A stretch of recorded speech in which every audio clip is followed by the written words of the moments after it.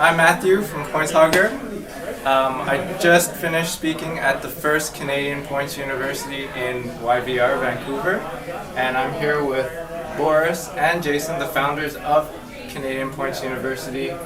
I'm just going to ask them a few quick questions, and hopefully this will be a fun interview.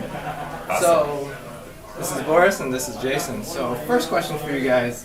What prompted you guys to start this up? Well, we know about a similar conference in the States.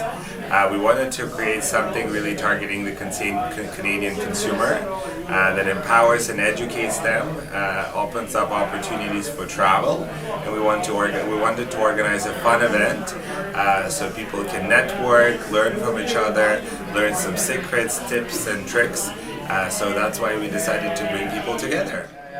So doing an event like this, you're essentially pioneers, and it probably requires a lot of trust with each other. So how well do you guys know each other? How did you guys get to know each other and have so much trust in each other? So Jason and I, we went to the University of British Columbia together here in Vancouver. I had the opportunity to organize a number of events ranging from 100 to 750 people in attendance, so it was a very natural thing, maybe something that it was even missing in our relationship. I think from the moment that I first met Boris, we had a company called After 8 Events through university, and everything in our lives leading up to this was all about bringing communities together and groups of people together to have interesting experiences, and so this was a natural extension for that. So now that the conference is finished and it's pretty fresh in our minds, what parts did you really like about the conference, and maybe what parts you think maybe we could have done a little bit better or improve for next time? For me, one of my highlights was watching the group come alive. Like when you start, everyone's kind of feeling it out, especially in an inaugural sort of launch event. Nobody knows what to expect.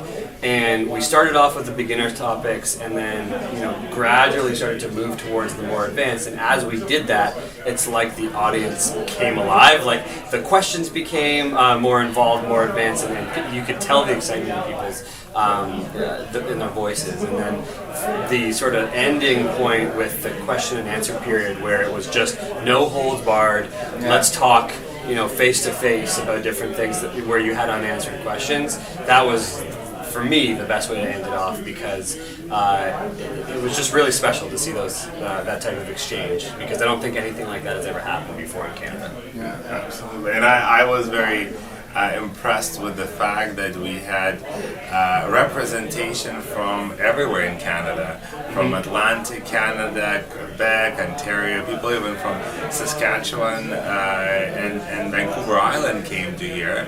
My disappointment was that we didn't have enough people from Vancouver to attend, since, well, not enough, but proportionally speaking, we would be expecting to have Vancouverites to come to this event, since it's convenient. But it was truly a representation of all of Canada, which was kind of cool. Missing the territories maybe. But well, yeah, we're gonna get there. We'll get there. There is value in redeeming points traveling from Northwest Territories to. Well, we could have Points University, Yukon. I mean, so. So before I ask my last question, I gotta admit I was one of the first speakers, so my stress level wasn't too high because I got it out of the way pretty quickly, and I pretty much enjoyed the rest of it. So just last question really is, what do we have to look forward to going forward? What should we look forward to? Yeah, well, I mean, proof of concept is here. Vancouver was a success. Our vision is to bring this to other major Canadian cities. So if you didn't have a chance to experience it, if someone is a travel enthusiast, passionate about getting out there and getting more for their travel, it's about going to other cities now.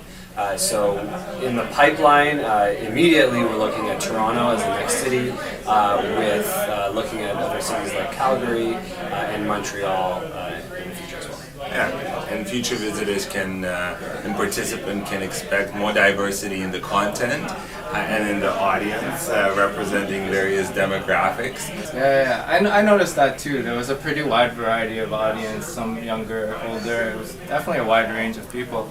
So we'll provide the links below. Pointsu.com. That's where you want to go to check out and stay up to date on the next conference coming up. And that's it. And I'll catch you guys next time.